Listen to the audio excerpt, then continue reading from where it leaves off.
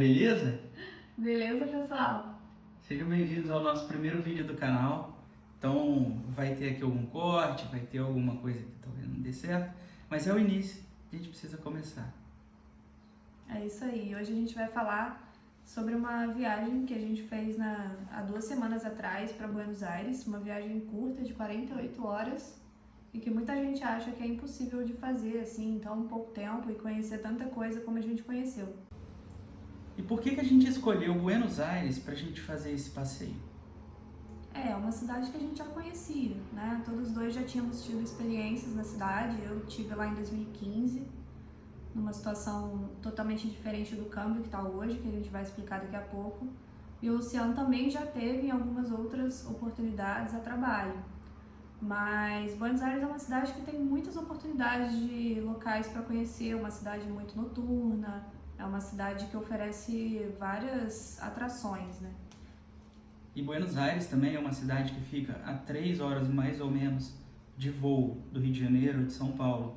Então, é quase como se a gente conseguisse ir para o Nordeste, só que a gente vai para outro país, no mesmo espaço de tempo. Então a gente optou, como a gente tinha uma janela de tempo pequena, por fazer essa viagem. E o preço?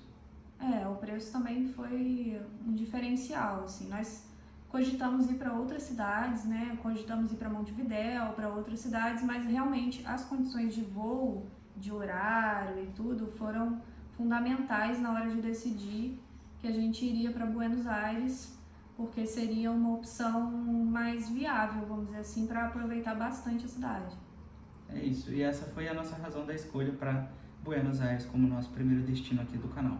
Então, nós saímos daqui na sexta-feira, por volta, nós moramos no interior do estado do Rio de Janeiro, então nós saímos daqui da sexta-feira por volta das 5 da manhã para poder chegar com tranquilidade no aeroporto às 7 e pegar um voo da Flybond, que é a companhia aérea que a gente escolheu, né, mais barata, claro, para poder pegar o voo às 10 da manhã e chegar em Buenos Aires por volta de 1 da tarde. Isso. E aí a gente optou por esse voo porque ele era direto e a gente chegaria em tempo hábil de aproveitar ainda à tarde, à noite daquele primeiro dia da viagem. E foi uma experiência muito boa, né? Porque é uma companhia de baixo custo, né? Low cost, como o pessoal chama, mas a gente conseguiu um voo super agradável, tranquilo. Depois a gente conta até uma curiosidade da volta, né? Que foi uma pilota, né? Mulher que trouxe a gente. Então foi muito interessante, assim, o atendimento da companhia. A gente até conseguiu despachar mala gratuita no aeroporto na ida. Foi muito bacana, assim, o atendimento deles. Claro que é um voo que não tem alimentação, até por ser um voo muito curto também nem tem essa necessidade, mas foi tudo jóia com o voo foi excelente e a gente conseguiu chegar lá no tempo que a gente imaginava mesmo, que era em torno de 1h30 da tarde. O voo foi bem pontual, né? Isso é um critério que é muito importante também, porque a gente faz todo um roteiro se organizando e se programando, é importante que a companhia aérea cumpra aquilo que é o esperado dela. O que a gente achou legal também foi fazer um roteiro de forma a otimizar o nosso tempo quando a gente chegasse lá, né? Então, já saímos daqui com os aplicativos de transporte baixados no celular para chegar no aeroporto e já conseguir o meio de transporte mais rápido possível para chegar no centro da cidade.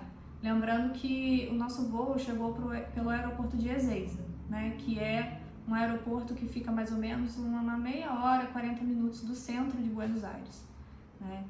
Se a gente tivesse escolhido o Aeroparque, que é um aeroporto que fica bem próximo do centro, talvez teria sido melhor ainda, mas não era a opção mais econômica que a gente tinha na data. Falando em aeroporto, pessoal, na chegada no país, a gente passou pela imigração na Argentina. E a imigração na Argentina foi bem tranquila. Assim que a gente chegou, desce do avião, a gente vai caminhando, seguindo as placas lá, estrangeiros, embora seja América do Sul, a gente é de outro país, vai seguindo lá, a gente corta isso, estrangeiros, e aí a gente estrangeiros, e aí a gente foi seguindo todas as placas, todas as orientações, esperamos na fila até que chamaram a gente e não fizeram nenhuma pergunta além de de qual voo vocês vieram, aonde vocês vão ficar, e aí daqui a pouco a gente fala do hotel, e quando que ir embora, alguma coisa assim. Não perguntou sobre dinheiro, não perguntou nada. Foi super tranquila a imigração na Argentina. Super tranquilo, e a gente não quis perder muito tempo no aeroporto também. Então, nós testamos os 2 aplicativos que já tinham sido recomendados em outros vídeos no YouTube sobre o transporte na cidade. Um é o Cabify, que já é conhecido de algumas pessoas, que já funcionou em algum momento no Brasil, né? Mas agora em alguns lugares não funciona mais. E o Didi, né?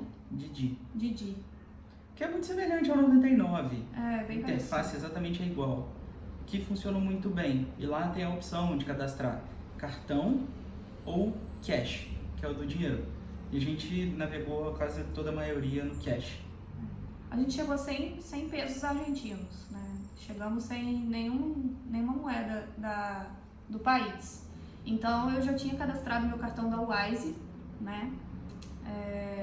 É um cartão que eu já uso em viagens internacionais, que ele permite você colocar mais de 50 tipos de moedas ali como crédito. E eu já tenho uma quantidade de dólares nesse cartão. Então, ao chegar lá, a gente utilizou ele no Cabify, que foi o aplicativo por onde a gente saiu, né, do aeroporto. E o pagamento foi online ali com o cartão. E deu tudo certo, né? Foi. E tem que ter essa opção, tá? Porque como a gente não tinha cash, né, na mão, a gente não tinha como pagar. A não ser que usasse dólares, que a gente levou, mas era de emergência, então a gente não queria usar. Era só se realmente precisasse. Então o cartão cadastrado no aplicativo também é uma boa. E a gente também tinha a opção, né, do Uber, que também funciona lá. Estava cadastrado, mas não é o mais recomendado, ele é mais caro. E aí a gente optou pelos outros 2 e deu tudo certo.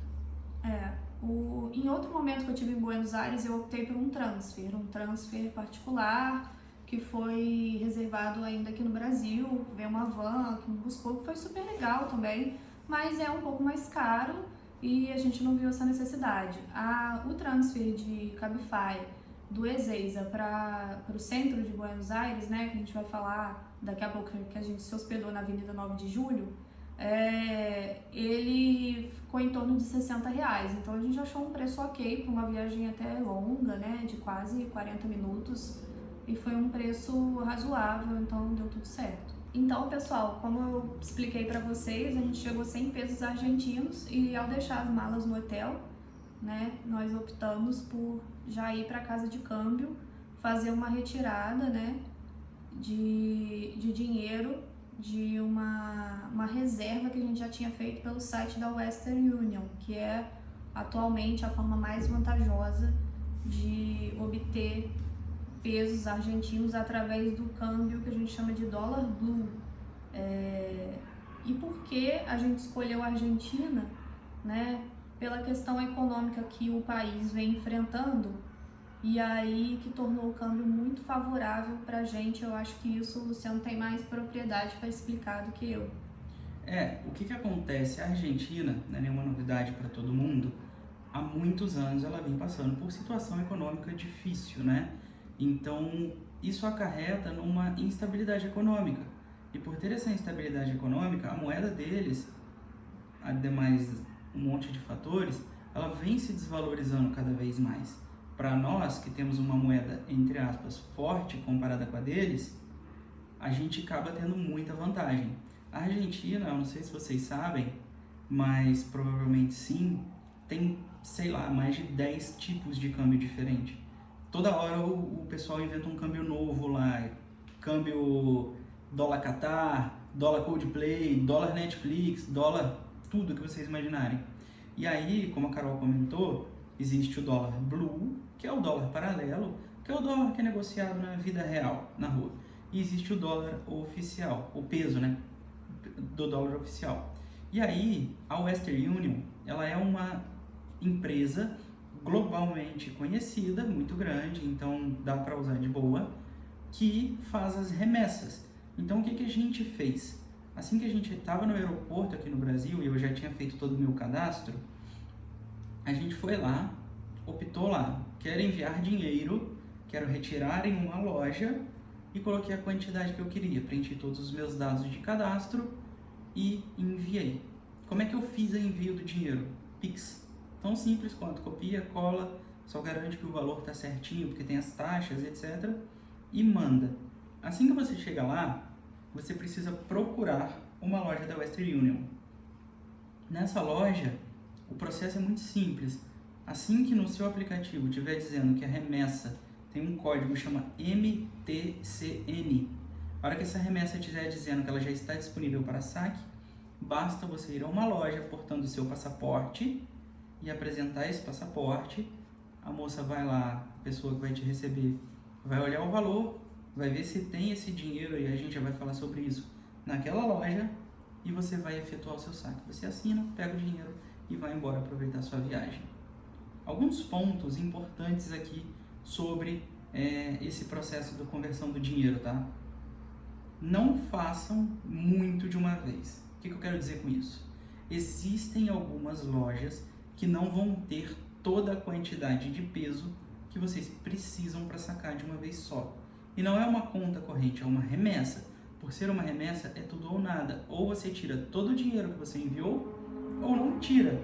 Então, se você mandar R$3.000, por exemplo, a cotação que a gente pegou, aproximadamente no dia 10 de julho, 9 de julho, eram de R$1 compravam aproximadamente 100 pesos. Hoje, aproximadamente 15 dias depois, já está R$1 comprando 110 pesos. Então, a cada dia desvaloriza mais. Então, cada vez que você demora um pouco mais para ir para a Argentina, provavelmente você vai pagar mais barato. E aí, se eu mandar R$1.000, eu vou pegar 100 mil pesos. Se eu mandar R$2.000, 200 mil pesos. 3.000, 300 mil. E pode acontecer do horário que você for na loja, não ter toda essa quantidade, porque o volume de pessoas fazendo essa mesma operação é muito grande. E aí, recomenda-se que você envie fracionado, ou seja, quanto eu vou gastar nos próximos, sei lá, 2 dias, sei lá, R$1.000, R$1.500, você já fez os orçamentos, você já olhou, você já sabe. Então você manda aquele dinheiro, saca aquele dinheiro, e aí você vai poder aproveitar a sua viagem. E aí quando a gente chegou lá, a gente se deparou com uma loja da Western Union, e são várias assim na cidade, mas a gente escolheu uma grande, né? Famosa, num cruzamento de uma rua importante lá do centro, e tinha uma fila que chamou a atenção, assim, uma fila enorme. E aí logo a gente pensou, caramba, aquele plano de fazer, conhecer tal ponto turístico tal hora vai agarrar, né? Por conta de fila, de ficar lá esperando para poder retirar o dinheiro.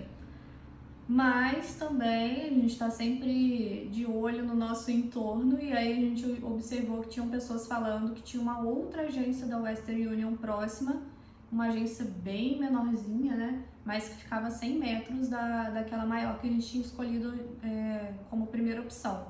Então eu fiquei numa agência na fila e o Lu foi andando até a outra agência para procurar saber se lá tinha, né, dinheiro. A gente já tinha ido em outra agência antes que não tinha o dinheiro, né? Não tinha o dinheiro para fazer a remessa. Então foi importante para a gente se planejar. A gente já estava contando com isso, né? Que poderia ter algum atraso, alguma dificuldade. Então foi, mas assim, também não foi nada difícil, assim, tão complicado, né? Não. Em questão de menos de 1 hora, uns 40 minutos, acho que a gente resolveu tudo e saiu de lá com dinheiro. E vou falar para vocês que se você tiver um casaco, uma coisa para poder guardar o dinheiro, uma coisa mais fácil ali para poder guardar o dinheiro, é o ideal, porque é muita nota. Explica melhor essa parte. Por eles estarem vivendo esse período inflacionário, a gente acaba tendo as notas não sendo suficiente para cobrir o valor, né? Então, assim, tudo como era no Brasil antigamente, 1980, por aí, 70 e pouco, a gente viveu esse período inflacionário. A gente não pegou, mas a gente era criança, na verdade, né? Os nossos pais que pegaram, e eram bolos e bolos de nota. Aqui no canal vocês já viram a foto lá, segurando aquele maçaroco de dinheiro, mas para vocês terem ideia, as notas lá são de aproximadamente 1.000 pesos a maior. Recentemente lançaram a nota de 2.000. Imagina você fazer tudo baseado em notas de 1.000, que para nós são notas de R$ 10. Então, eu tinha todo o meu dinheiro em notas de R$ 10. Então, assim, você precisa de muita nota. E eu peguei um maço de dinheiro desse tamanho. Eu dividi ele em 2 blocos de dinheiro e, por sorte, eu tava com um casaco que tinha bolsas por dentro. Então, eu botei um de um lado, um do outro e a gente conseguiu carregar aquela quantidade em volume de dinheiro. Senti falta daqueles elásticos, sabe aqueles elastiquinhos que a gente usava no passado? Fez falta. Fez falta. Se eu tivesse me ligado, eu tinha levado. Então, se você for, leva, porque vai facilitar ali no dia a dia aquele montão de nota no bolso. A gente deu um pouquinho de sorte, né? Porque essa conversão de 1 para 100 ficou um pouco mais fácil, assim, de fazer as contas no dia a dia, né? Então, a gente chegava lá no supermercado, 1 litro de leite, né? Porque a gente foi ver preços e tudo e tal. Então, a gente foi ver, 1 litro de leite era 2.000 pesos, né? Então, 2.000 pesos não, 200 pesos. R$ 20, né? 200 era 300, pesos. 400, aí você vê, R$ 3, R$ 3, R$ 4. Então, ficava mais fácil ali de fazer a conta, né? Mas eu imagino que deve fazer uma confusão na cabeça se o câmbio for um pouco diferente, né? 80 pesos ou, sei lá, mais de 100 pesos, 110, 120 pesos. Então, na época que eu fui na Argentina em 2015, por exemplo, R$ 1 valia 23 pesos. Então, a conta era um pouquinho mais complicada de fazer, né? Mas também você não andava com tantas notas, né? A inflação não era tão alta e você não andava com aquele bolo de dinheiro que a gente teve que andar dessa vez. Mas também não foi o fim do mundo, não. A gente separava a quantidade que a gente... Porque, assim, uma coisa que é importante, a gente organizou o nosso roteiro e a gente se planejou. Então, a gente já sabia mais ou menos quanto a gente ia precisar para cada dia. Então, a gente separava aquela quantidade de dinheiro, colocava na carteira, colocava no bolso do casaco, sempre com zíper, e carregava. E o restante deixei guardadinho dentro da mala, num lugar lá específico, para ficar tranquilo. E a nossa intenção era gastar todo aqueles pesos mesmo. A gente não queria voltar com pesos argentinos para casa de jeito nenhum, né? Porque a gente não ia ter muito o que fazer, a não ser os pesos as notas, os pesos que o Lu coleciona, que ele vai mostrar para vocês. E, pessoal, olha só que legal. Eu trouxe aqui... Dá pra mostrar, Sete? Só chega mais pertinho. Eu trouxe aqui, ó, as notas. Tem a nota de 10 pesos, que não vale nada, praticamente. Tem a nota de 20. Gente, isso aqui vale 10 centavos. Tem noção disso? Aí tem a nota de 20 também, da modelo mais novo. Mais novo, né? Acho que é o mais novo. Tem a de 50, que eu também trouxe 2, porque economista, né? A gente gosta de colecionar. Tem a de 100 pesos, que vale R$1. É a mais comum de você ver lá no troco assim, pequeno. Tem a de 200. A de 500, que vale R$5 na cotação 1, lembrando, né, que a gente foi, que favoreceu bastante o cálculo do dia a dia. Tem a de 1.000 pesos. A de 1.000 é a que você vai ver para todo canto, é a que você mais vai usar, porque é a que vai ter o dinheiro. E, recentemente, vocês devem ter visto o lançamento da nota de 2.000. Assim como a gente no Brasil teve o lançamento da nota de R$200, que quase a gente nem vê na rua, essa aqui também estava difícil de encontrar. Então, a gente vê que esse modelo, né, inflacionário deles acaba tendo que fazer a gente passar por esse tipo de situação aqui, de carregar um monte de dinheiro. E aí eu faço a provocação. Me digam aí nos comentários. Vocês ainda usam dinheiro no dia a dia? Eu não uso. Se eu olhar minha carteira, não tem dinheiro. É tudo... Nem anda com a carteira. Eu já nem ando com a carteira. Tudo na aproximação no celular. Então, ainda está muito atrasado quando a gente olha, né? Então, tem muita coisa para melhorar nesse sentido. E aí a gente tem algumas dicas para vocês também em relação a isso, que é justamente o que o Lu já tinha falado, que no Cabify e no Didi, né, tem a opção de você pagar com cash. Então a gente pagou os Ubers, né, os transportes todos com dinheiro, com nota, e foi bem tranquilo porque os caras dão uma arredondada no valor, né? Sim. Assim, pra não ter que ficar fazendo muita conta, tipo troco. Você vê que lá eles não usam muita moeda, então você não anda com muita moeda assim pra dar troco. Eles acabavam arredondando pra gente, pra baixo normalmente até. E às vezes a gente mesmo arredondava pra cima e deixava o troco com eles, porque não valia a pena pegar uma nota aí, mais uma nota, e aí ficar com 10 centavos em uma nota, né? Então, aproveitando para falar sobre transporte,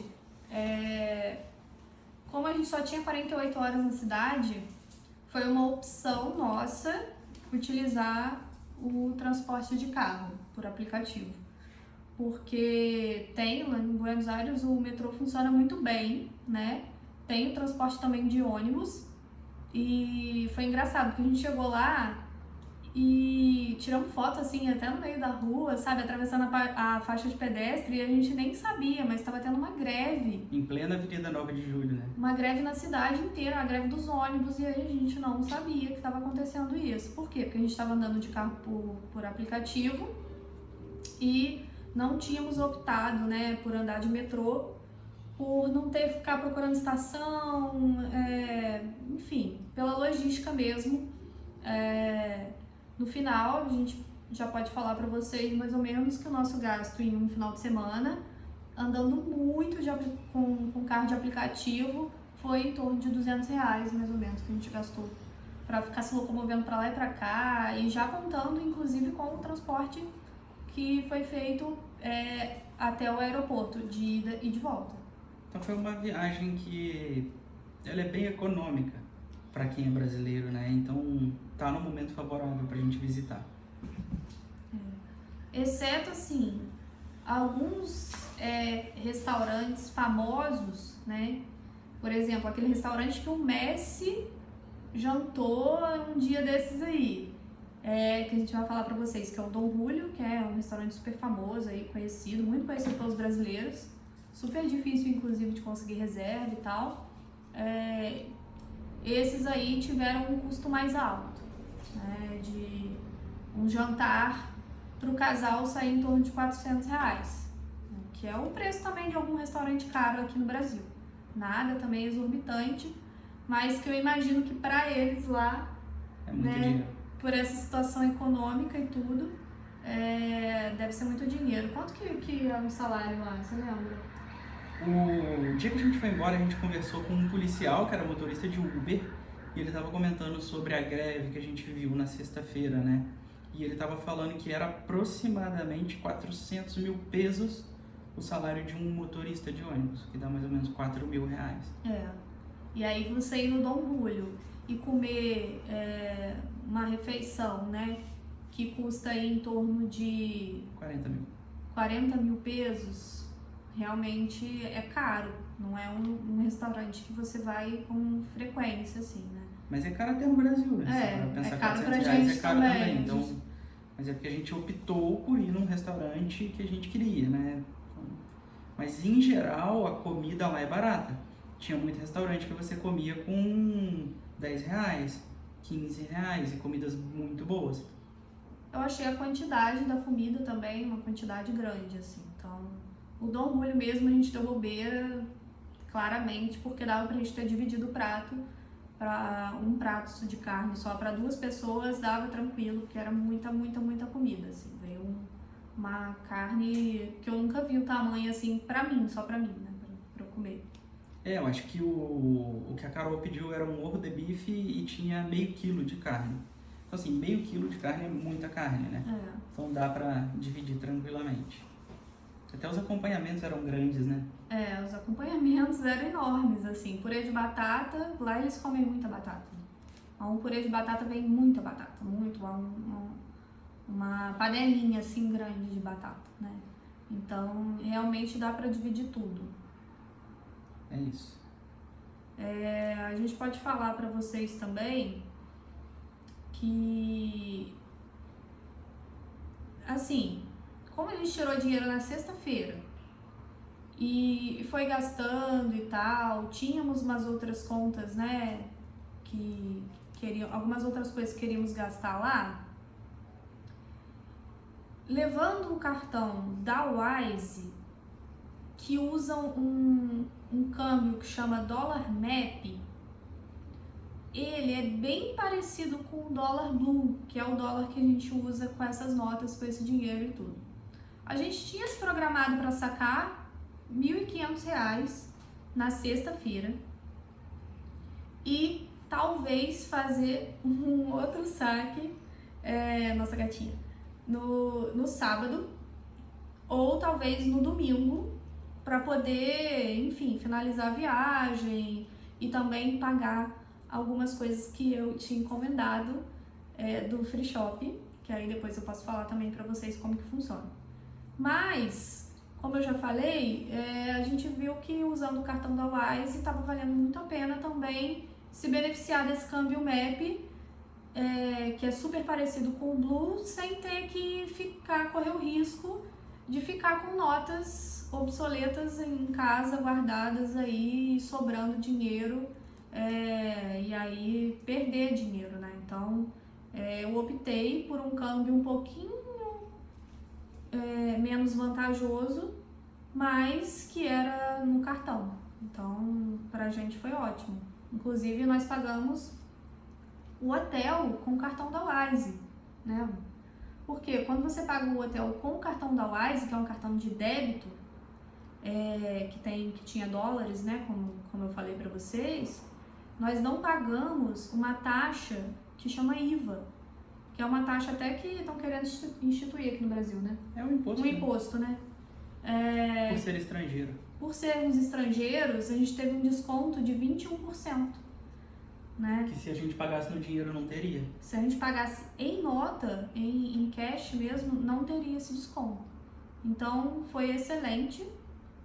Então, a gente reservou o hotel pelo Booking normalmente, mas filtrou lá no Booking, na hora de pesquisar, como pague na acomodação. Isso é muito importante, porque senão eles vão debitar em dólar do cartão de vocês, que vocês estiverem cadastrados no Booking, antes de vocês chegarem lá, antes da estadia. E aí você vai pagar no dólar oficial. Aí você vai pagar no dólar oficial, que estava mais ou menos 1 para 200, né? $1, 250 pesos mais ou menos. E aí, pagando nesse esquema do cartão da Wise com dólar MAP, ficou 1 para 450 pesos mais ou menos. Então valeu super a pena. Na prática, você paga metade. O hotel que você vê no Booking.com, que você paga lá com o seu cartão internacional, você vai pagar metade do valor que você está vendo. E isso vale para o Free Shop também. Então, assim, vamos supor que você quer comprar um perfume que custa $100, né? Um perfume qualquer que você goste. Na verdade, ele vai sair por $50, né? Então, é por isso que tá valendo a pena comprar no Free Shop na Argentina, e a gente trouxe algumas coisinhas de lá. Valia muito a pena. E a Carol falou, né, você fica tranquilo, você não corre o risco de voltar com peso para casa e perder dinheiro, não. Você vai chegar no Free Shop, você vai querer comprar um alfajor, vai querer comprar uma garrafa de alguma bebida, então pode ficar tranquilo que você vai gastar o peso. Você vai gastar e vai valer super a pena, porque o valor ficou muito bom pra gente, assim. E no final, a gente só voltou com essas notas mesmo por uma questão de coleção. A gente não voltou, a gente não perdeu dinheiro nesse sentido de ficar com dinheiro travado, não. Valeu muito a pena. Inclusive, a Argentina agora está tendo um turismo de mercado, para vocês terem noção, né, amor? As pessoas estão indo lá para comprar sabão em pó, para comprar itens de limpeza. Muitos blogueiros aí, vídeos que a gente viu no YouTube, falam que o pessoal tava com vontade de voltar com a mala cheia de sabão líquido para lavar roupa, sabão de máquina de lavar louça, esses produtos assim, porque realmente algumas coisas lá são muito baratas. É isso. Garrafa de vinho por R$10, por exemplo, é uma coisa que a gente não acha aqui nem do vinho mais barato, né? E lá tem vinhos de Mendoza, que é uma região, né, muito legal da Argentina que a gente quer conhecer por esse valor aí, 10, 20, 30 reais, vinhos maravilhosos. Então, para quem gosta de vinho, então assim, vale a pena aproveitar. É um turismo barato, obviamente tem limite, né, para você trazer vinhos de volta para o Brasil, mas dá para fazer uma seleção boa e ter uma quantidade razoável de vinho ali para algum tempo com um preço muito bom. é isso aí. Eu acho que é isso, gente. Tem muito mais coisa, né, mas a gente volta outro dia para contar um pouco mais. Eu acho que deu pra falar bastante coisa. Só lembrar vocês que esses restaurantes aí, Cabana Las Vilas, Dom Julio, o Uptown, que é um bar escondido que a gente foi, sempre procure fazer reservas. Dá tempo de fazer reserva aqui no Brasil e chegar lá e ter tudo planejado. A gente vai dar umas dicas no Instagram do nosso roteiro, de como que a gente fez, né? Eu, particularmente, já tinha ficado 5 dias turistando na Argentina, em Buenos Aires, né, especificamente. E dessa vez eu consegui revisitar todos os lugares e ainda conhecer uns outros lugares que eu não conheci da outra vez. Então, valeu super a pena. Eu acho que é uma viagem super factível de você fazer com tranquilidade. E é isso, aproveitar para viajar, ficar em casa, se tem um final de semana livre, não é um absurdo você ir em outro país. Valeu super a pena, né? É isso, vale muito a pena, a gente recomenda, a gente adora viajar, então a gente quer que vocês também aproveitem isso. E vamos fazer outras viagens pequenas também, curtas aí, para você que não tem tempo, que não tá podendo tirar férias, que é igual a gente aí que trabalha pra caramba e que valem super a pena. É isso. É isso. Até o próximo, gente. Até o próximo, um abraço, viagem para despertar em cada um de vocês aí. Isso aí, tchau, tchau.